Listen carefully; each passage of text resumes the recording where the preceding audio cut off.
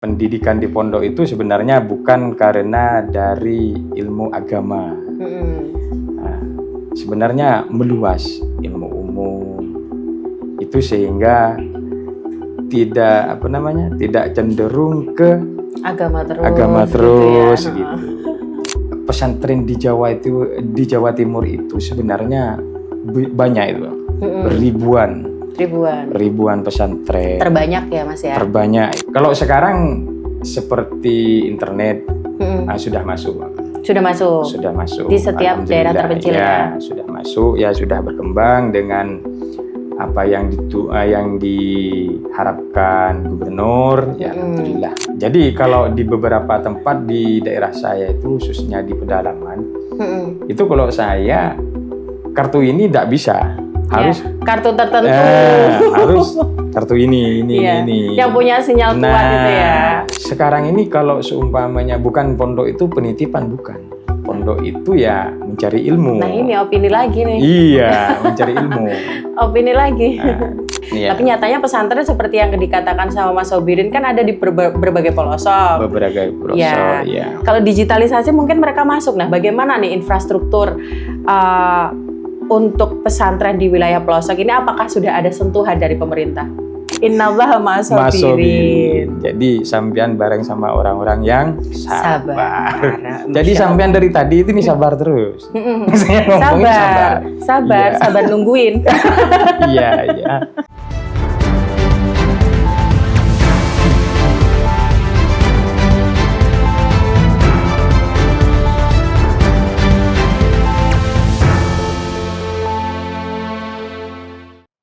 Assalamualaikum warahmatullahi wabarakatuh. Waalaikumsalam warahmatullahi wabarakatuh.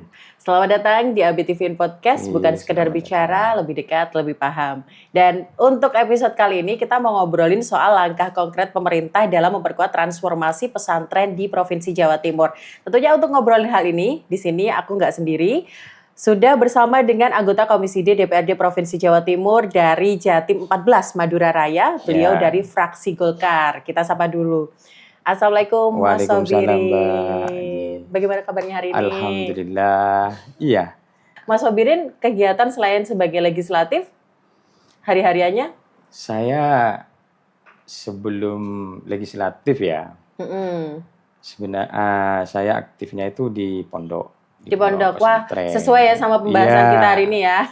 Jadi ini temanya sebenarnya sangat menarik, Pak. Karena saya itu masuk di legislatif itu ya berkat dari pondok lah istilahnya. Jadi kalau kata orang Madura itu barokah. Mungkin barokahnya. Jadi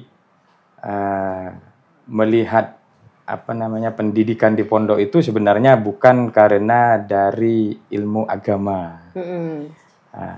Sebenarnya meluas ilmu umum itu sehingga tidak cenderung ke agama terus gitu. Jadi sehingga seperti saya bisa masuk di legislatif. Gitu. Kalau sekarang itu Mbak ya, teknologi itu sebenarnya kalau dipikir-pikir ya Pak, menurut saya di pesantren itu lebih tertata. Lebih tertata justru ya? Ya, justru lebih tertata. Karena kenapa? Kalau melihat dari pendidikan anak-anak yang SMK, itu ada pengawasan khusus. Nah, ada pengawasan khusus dan ada materi khusus. Kalau di pondok itu SMK informatika. Ya, sehingga anak-anak itu bisa belajar teknik, buka komputer, informasi-informasi dari luar kan bisa juga ditiru lah istilahnya. Itu lebih dominan. Lebih dominan. Ya. Berarti soal-soal yang santri gaptek ini cuma opini doang ya? Iya. Cuma opini doang. Sekarang kan sudah mengikuti semuanya ya Mas? Semua mengikuti zaman. Apalagi gitu. 2025 ini Pak. Iya. Kita itu walaupun dari pesantren kalau tidak mengikuti zaman, ya kita tertinggal. Betul. Tertinggal. yang pikirannya itu ke kiri, janganlah. Jangan diikuti. Justru seimbang ya, kalau pesantren itu kan santri itu agamanya boleh, ilmu umum boleh, teknologi boleh, semuanya ada. Makanya Pak, kalau di pesantren itu memang ada aturannya. Aturannya ya kalau malam itu agama. Dari Asyar sampai jam 10 kadang-kadang program-program pondok. Ya ngaji kitab kuning, Al-Quran, subuh gitu Pak. Itu pasti ada. Pasti ada. Cuman di sekolah formalnya ya itu ada beberapa unit seperti SMA, SMK, MA, SMP dan terpadu. Yaitu kita dipilah. Kalau di pondok itu dipilah ya, ini bagian MA. MA itu bagian keagamaan, sehingga nanti kemana arahnya. Kalau MA itu kebanyakan cenderungnya itu keagamaan, ke kitab kuning lah istilahnya. Kitab kuning, itu madrasah aliyah. Madrasah aliyah. Itu nanti ketika lulus dari MA itu bisa kuliahnya ke luar negeri, Mesir, Yaman, itu Pak.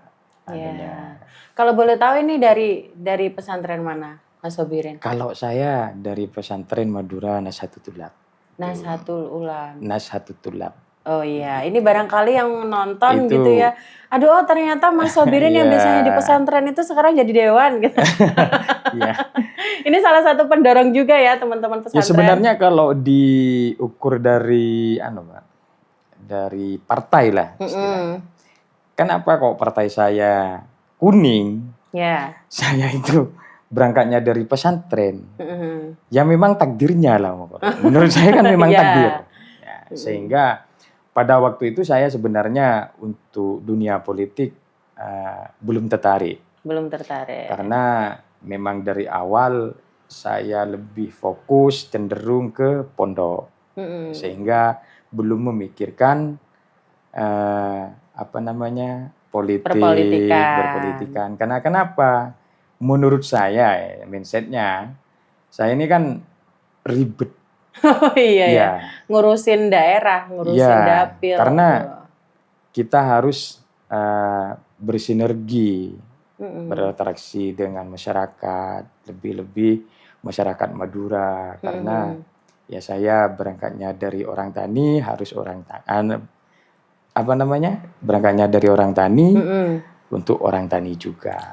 Dan saya itu memang asli pelosok desa, Pak. Pelosok desa. Iya, asli orang-orang desa lah istilahnya itu. Sehingga, terus tertarik ke perpolitikan ini sangat-sangat jarang gitu. Ya, saya itu tertarik di dunia politik itu sebenarnya mulai dari 2019. 2019. Oh, berarti ini 2 periode, Mas? Bukan, baru. Oh, baru. Baru ini. Maksudnya cuman saya tertarik belajarnya aja. Sehingga pada waktu itu mencoba, akhirnya alhamdulillah Allah itu mentakdirkan sehingga bisa interaksi dengan masyarakat. Apalagi saya itu daerah Pantura, yang penting kita itu kata orang Jawa itu legowo. Iya. Waduh, orang Madura bisa bahasa Jawa. Enak itu mengayomi. Mengayomi. Sehingga pada waktu kita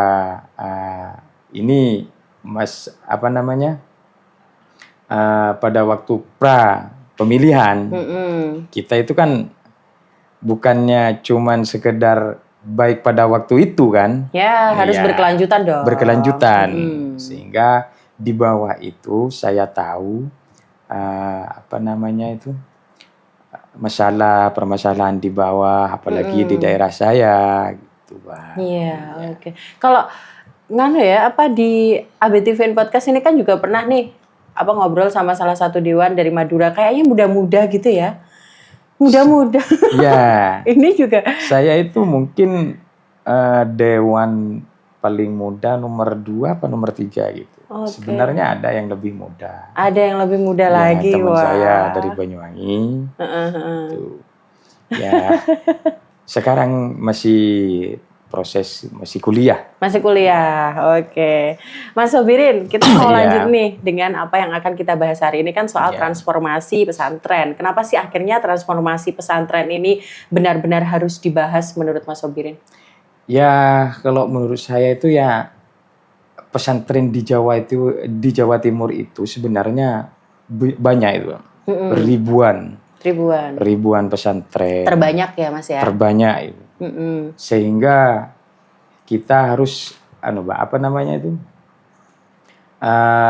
mencetak dengan jutaan santri yang sudah ada di Jawa Timur itu siap menghadapi tantangan ekonomi.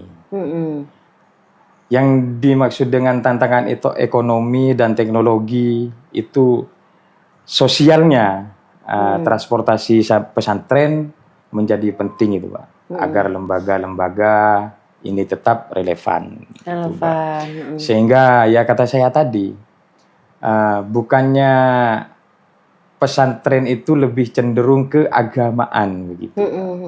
Kita harus ada interaksi, harus memperbaiki fasilitas itu.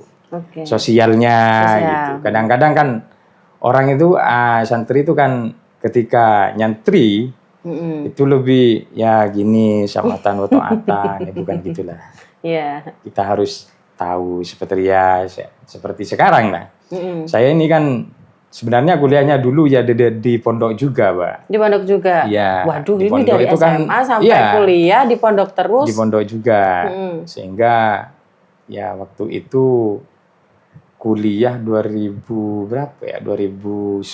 sampai 2013 ya. Saya ini kan tidak masuk di organisasi.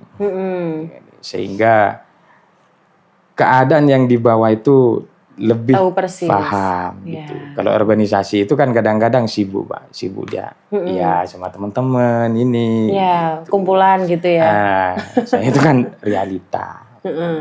Justru kayak gini nih, misalnya dewan benar-benar dari desa, kemudian bisa naik menjadi dewan, itu justru malah bisa mewakili mereka begitu lah. Apa yang mereka keluhkan ini kan sudah tahu persis begitu ya Mas ya.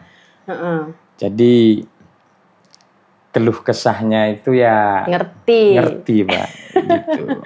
Mas Sobirin ini kan kalau di Madura itu kan juga termasuk Pulau Santri ya. Pulau Santri. Iya, Pulau Santri. Di sana banyak banget pesantren. Tapi kan kalau saya tahu ya, sebagai orang awam itu kan pondok itu dibagi dua ya. Ada pondok modern sama pondok salafi. Iya, salafi. Kalau di sana itu mendominasi yang apa, Mas? Apakah semuanya sudah 50-50 gitu? Kalau khususnya di daerah saya, di pondok saya lah. Ini 50-50, Pak. 50-50, berarti agama dapat, umum dapat. Itu dimulai dari 2026. Sehingga pada 2010 itu ada peningkatan. Itu ada SMA unggulan, SMK kejuruan khusus. Oh, yang tadi ya? Iya. Ada SMP terpadu, sehingga pada waktu itu berkembang sampai sekarang. Dan sekarang itu lebih berkembang lagi, Mbak. Di SMK itu dipeta, tergantung dari kemampuan anaknya. Ada 3 lapis. Kalau anaknya lebih mampu di bidang di bidang teknologi, semua istilahnya itu ada di deretan pertama. Kadang-kadang ada yang males, yang suka tidur ya, kayak saya dulu kan suka tidur kan gitu, Mbak. Oh, ini bukan cuma cerita ini aja ya, ternyata memang terjadi seperti itu. Jadi sekarang itu kalau di pondok memang dipilah. Gitu. Nah, itu. Berarti Mas Sobirin ya diantaranya suka tidur.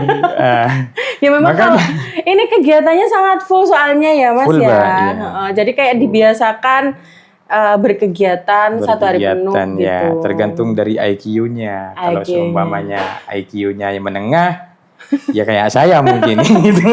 Jangan seperti itu Mas Sobirin ya. Jangan seperti itu. Tapi Mas Sobirin bisa melenggang menjadi dewan itu sangat luar biasa. Alhamdulillah. Ya. Ya kita harapkan karena Mas Sobirin adalah sebelumnya santri, maka kita juga harapkan bisa memberikan masukan terkait dengan transformasi pesantren begitu ya untuk kemajuan di Jawa Timur. Ya, khususnya ya di pelosok-pelosok, Mbak. Di pelosok-pelosok itu sebenarnya kalau sekarang seperti internet sudah masuk. Sudah masuk di setiap daerah terpencil ya. Sudah masuk ya, sudah berkembang dengan apa yang diharapkan gubernur ya alhamdulillah. Sehingga seperti infrastruktur gitu, jalan ya juga alhamdulillah sekarang ini, Mbak. Sudah merata lah ya. Merata. Kan sekarang ini kalau seumpamanya SMA, ini kan ketika ujian akhir, ini kan pakai Mbak. Komputerisasi ya. Iya. Sehingga orang-orang desa itu sekarang ini ya tidak awam lagi. Kalau dulu awam. Yeah. Nah, awamnya tadi dulu itu kalau tidak pakai ini handphone, internet modem. Itu pun kalau pakai modem itu kadang-kadang tidak paham. Iya. Gitu. Kadang sulit sinyal juga. Sulit sinyal. Jadi kalau di beberapa tempat di daerah saya itu khususnya di pedalaman, itu kalau saya kartu ini tidak bisa, harus kartu tertentu, harus kartu ini. Yang punya sinyal kuat itu ya. Itu, jadi kerepotannya di situ sehingga kurang berkembangnya dulu gitu. Kalau sekarang ya alhamdulillah. Patut disyukuri Mas Sobirin. Alhamdulillah. Ini untuk arah kebijakan pemerintah provinsi saat ini nih, apakah sudah cukup memperkuat? Bagaimana kebijakan pemerintah provinsi Jawa Timur ini dalam memperkuat pesantren untuk beberapa tahun terakhir, Mas? Kalau kebijakan pemerintah itu ini, Mbak, ya di samping bersinergi, itu kebijakan pemerintah itu mengawasi, memantau. Dari segi pembangunan, dari segi bantuan seperti alat-alat elektronik dan ruangan, sehingga bagaimana caranya santri itu nyaman belajarnya. Sekarang ini kan yang dicari kenyamanan, Mbak. Bukan mencari yang tak nyaman, pasti kenyamanan. Sehingga apalagi kalau santri ini kan ya Mas ya, jauh dari orang tua. Jauh dari orang tua. Tentunya kenyamanan, nggak hanya kenyamanan santri, tapi kenyamanan orang tua juga. Ya, begitu. Kemudian juga infrastruktur ini sangat penting ya. Sangat penting, Mbak. Karena ya kata barusan, memang kenyamanan itu memang nomor satu. Nomor satu. Karena berkegiatannya juga di area situ. Di area situ. Kadang-kadang, Mbak, kalau di rumah itu kebanyakan ya daerah saya ini kan bagian Pantura. Bagian Pantura ini kan kebanyakan orang tuanya itu lebih memilih ke luar negeri. Luar negeri. Ya, seperti halnya contohnya di Malaysia, Arab Saudi, sehingga kebanyakan kadang-kadang orang tua itu bukan menitip lah. Kebanyakan anaknya itu dimondokkan. Sekarang ini kalau seumpamanya bukan pondok itu penitipan, bukan. Pondok itu ya mencari ilmu. Nah ini opini lagi nih. Iya, mencari ilmu. Opini lagi. Tapi kalau orang yang belum paham, ada tetangga saya yang mengatakan, yuk titipkan di pondok saja. Dititipkan, iya. Kata-katanya. Jadi bukan dititipkan, mencari ilmu, mencari barokah. Betul. Mungkin dengan barokah ini sampean usahanya lebih lancar. Jadi kalau daerah saya itu lebih memilih ke luar negeri, ke Malaysia karena apa namanya itu? Lebih mumpuni. Iya. Jadi untuk tenaga kerja lebih-lebih di daerah saya ini kan memang sulit, Pak. Sehingga lebih memilih untuk ke luar negeri. Jadi kalau anak, ya tergantung anaknya juga ya di pondok ya. Kalau anaknya itu di pondok ya tidak memikirkan orang tuanya, ya kadang-kadang broken home. Iya, broken home. Banyak karena udah yang ditinggal. Nakal. Iya. Jadi bagaimana caranya, antisipasinya? Kita harus memperketat di pembina dan ustadz gitu. Tadi kan dikatakan bahwasanya infrastruktur yang layak itu memberikan kenyamanan untuk mereka yang sedang menekuni di pesantren begitu ya. Tapi kan kita tahu ya pesantren di Jawa Timur itu banyak sekali. Ini banyak, Pak. Apa saja langkah konkret yang dilakukan oleh pemerintah di bidang ini? Ya, kita itu langkahnya itu bisa melalui PO. PO bekerja sama ya. Bekerja sama Cipta Karya. Itu pemerintah membangun serta merehabilitas itu, Mbak. Ya, pembangunan yang ada di Jawa Timur, pesantren diperkuat, istilahnya itu harus EMB-nya itu, Mbak. Izinnya harus gitu. Ya, itu wajib ya bagi seluruh pesantren.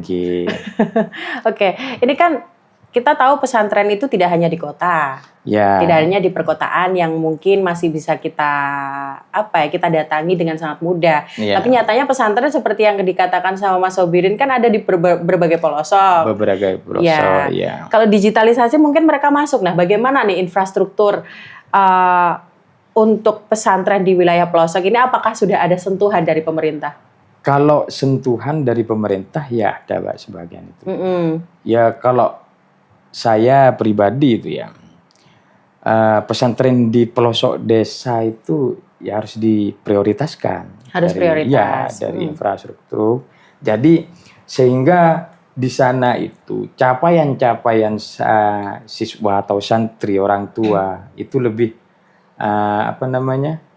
lebih besar lah harapannya, sehingga di daerah sana itu berkembang pesat. Dengan keadaan sekarang ini yang kadang-kadang kebanyakan orang main ini kan gitu, Mbak. Jadi harapannya orang tua di pelosok itu memang diprioritaskan. Termasuk dengan jalan gitu. Terus jalan juga yang berlubang, gitu, drainase gitu, Mbak. Harus sangat dipikirkan ya, Mas Sobirin ya. Kalau misalnya itu sudah untuk pemerintah sama pemerintah itu memang sudah Mbak. Sudah ada anggaran tertentu ya, Mas Sobirin ya. Ya kita harapkan itu merata, tidak hanya digitalisasi tapi infrastruktur juga. Merata. Oke, ini kan sebagai nggak ada kata mantan santri ya. Sebagai santri gitu ya, berarti sampai sekarang ya masih jadi santri gitu. Jadi kalau saya pribadi itu ya benar kata Mbak barusan, tidak ada kata-kata mantan santri. Ya jadi sudah lulus kalau alumni berarti. Iya, kalau satu kali santri ya santri. Sehingga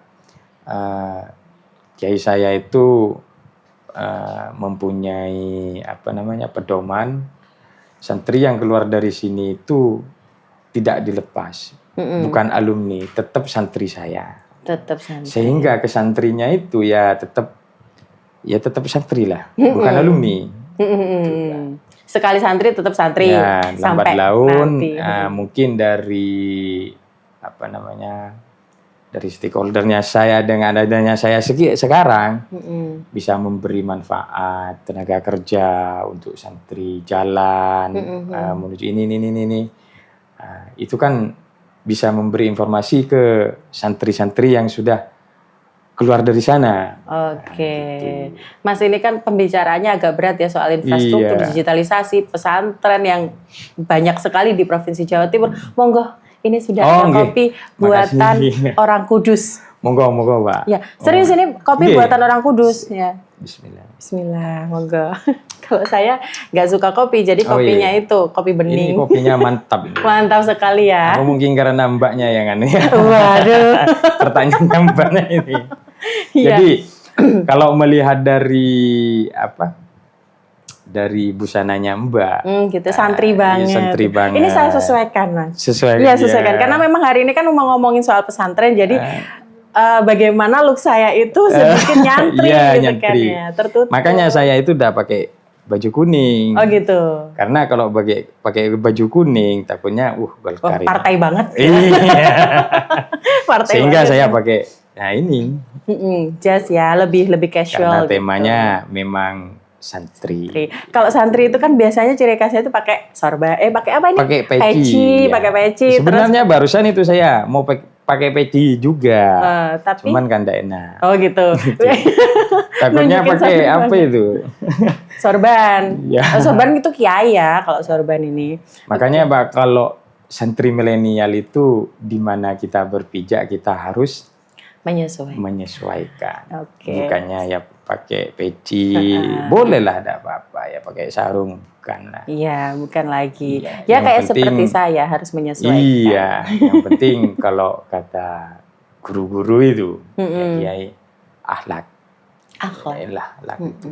Walaupun kita itu pinter kitabnya bisa baca sampai jauh, tapi kalau akhlaknya ada hilang. Hilang. Iya. Sebetulnya Mas Sobirin di sini juga bagian produksinya itu juga ada santri. Dia sering dalil-dalil gitu loh. Mas silakan dalil apa hari ini yang dikeluarkan Mas? Udahlah, kita itu kan kalau dalil itu kan ada di masjid, di musola. Ya, kalau sekarang beda ya pembahasannya. Kalau sumpahnya mengeluarkan dalil nanti jauh, Mbak. Jauh ya.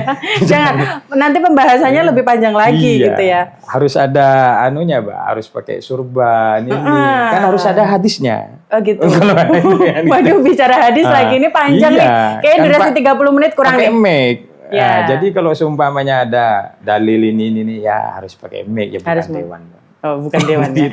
Nanti kalau misalnya kegiatan selain legislatif juga begitu juga ya, pegang mic di musola gitu. Bisa juga. Oh, bisa juga. Ya. Fleksibel. Ya makanya ya santri oke, ya kata orang Madura belatir ya oke. Belatir. Oh, jadi kalau Madura itu, Mbak, antaranya bajing sama belatir itu beda. Belatir itu penceramah. Bukan. Kalau belatir itu tokoh. Oh, tokoh. Tokoh itu yang disegani sama masyarakat. Itu belatir. Namanya tokoh belatir. Kalau bajing itu beda.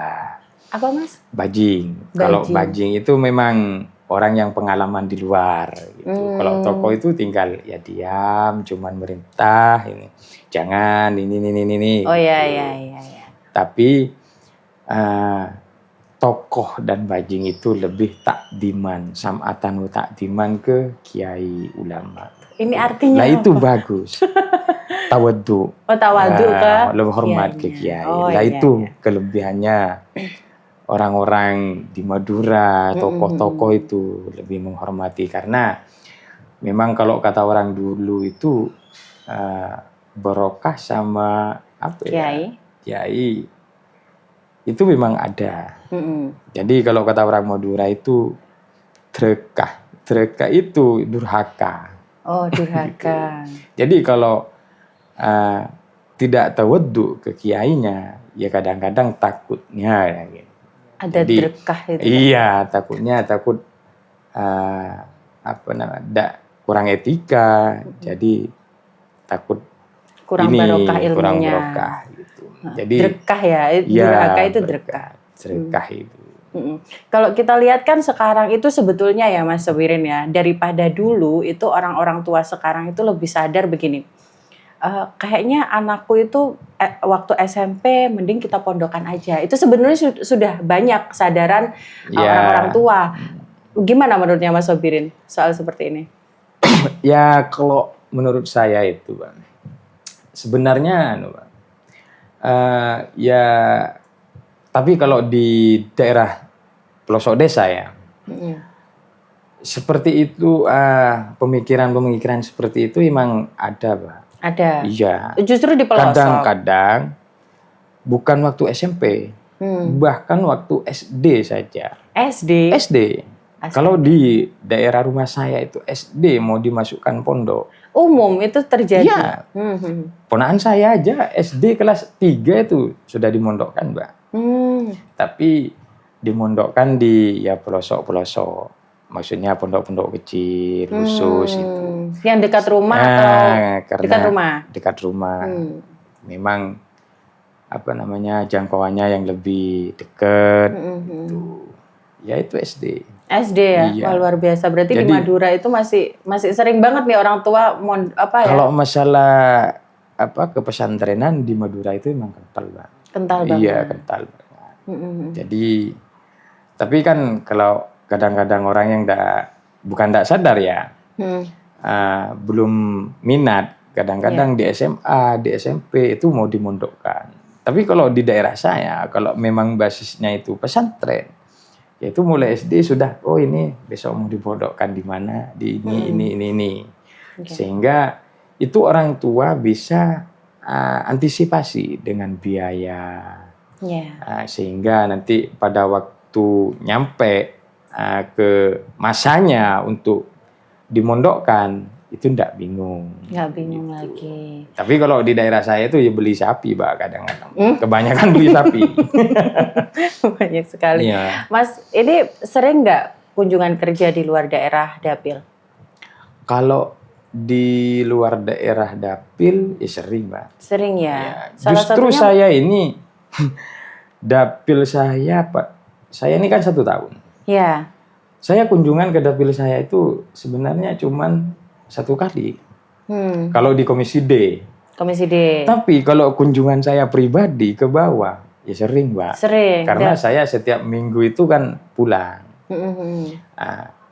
Jadi hari Senin saya Surabaya sampai Kamis, ya Sabtu, Minggu atau Jumat, Sabtu, Minggu pulang untuk menyapa masyarakat, tetangga. Gitu. Jadi kalau julukan pada waktu itu Le itu adik. Le Mas atau apa gitu, Mas Sobirin ini. Ya teruskan saja, tidak usah diganti, sehingga saya itu perasaan saya tuh biar dak gini takutnya. Cuman karena saya itu orangnya sabar, innallaha masobirin sesuai dengan namanya. Namanya ya, dasar saja kan gitu, Pak. Iya. Innallaha masobirin. Jadi sampean bareng sama orang-orang yang sabar. Jadi sampean dari tadi itu nih sabar terus. Saya ngomongnya sabar nungguin. Iya. Oke, Mas Sobirin, ini kan kita sudah di penghujung podcast. Ini ada nggak sesuatu yang disampaikan kepada, ya ini gimana ya? Kita lihat bahwasanya sudah dikatakan transformasi pesantren itu sudah ada, digitalisasi sudah ada, begitu kan, sudah ada langkah. Bagaimana nih meyakinkan orang tua yang memiliki opini bahwasanya pesantren itu adalah hal yang kuno, hal yang tidak begitu baik untuk anak mereka, misalnya seperti itu, monggo. Iya. Jadi harapan saya ini, apalagi para santri, para orang tua, sebagai saya ya dari santri untuk santri, harapan bagaimana caranya menjaga marwahnya pondok, marwahnya orang tua, dan jangan putus harapan. Walaupun dibilang santri, ini tidak mungkin jadi ini. Janganlah, tidak boleh. Ini salah satu buktinya. Nah, salah satu buktinya tidak terbatas. Jadi kalau memang takdir Allah itu tidak merubah. Baik, itu saja Mas Sobirin. Ya, terima kasih Mas Sobirin sudah hadir, sudah menyempatkan hadir hari ini. Semoga apa yang kita sampaikan, apa yang disampaikan Mas Sobirin menjadi membuka pikiran masyarakat bahwasanya pesantren itu bisa melangkah tanpa batas. Begitu ya Mas Sobirin. Jadi bisa menyebar lah. Ya, melenggang kemana-mana. Mau jadi dewan, pilot, presiden, menteri. Ada. Pak Mahfud itu dari pesantren. Iya, gitu ya. Jadi jangan ada lagi opini bahwasanya pesantren hanya begitu-begitu saja. Gitu ya. Mas Sobirin, terima kasih. Terima kasih. Semoga nanti kita bisa dipertemukan lagi, ngobrol lagi. Baik, itu tadi perbincangan kita dengan Mas Sobirin, yang merupakan anggota Komisi D DPRD Provinsi Jatim. Saya Eva Danika pamit. Wassalamualaikum warahmatullahi wabarakatuh. Waalaikumsalam warahmatullahi wabarakatuh.